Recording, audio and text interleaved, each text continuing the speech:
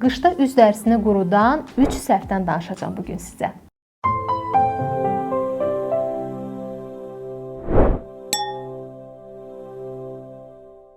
Bir, üzü sabunla yumaq. Deməli, sabun dərimizi qoruyan yağ təbəqəsini yuyub aparır, pH balansını pozur. Dərimizi yaxşı nəmləndirmədikdə isə soyuq hava bizim dərimizi qurudur. 2.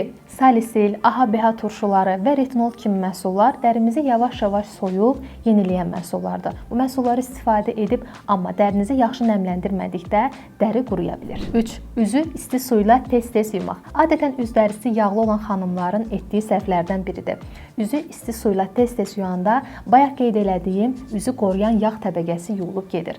Dərimiz susuz qalır. Yaxşı nəmləndirmədiyimiz zaman isə dərimiz özünü müdafiə üçün əlavə olaraq yağ ifraz eləməyə başlayır. Bu da ki, üzü normadan çox yağlandırır. Bugün sizə dərinizi dərindən nəmləndirən Ivraşe markasının 3 nəmləndirici kremini tövsiyə edəcəm. Birinci kremimiz yağlı və qarışıq dəri tipləri üçün tövsiyə olunan Sebo Active Clear kremidir.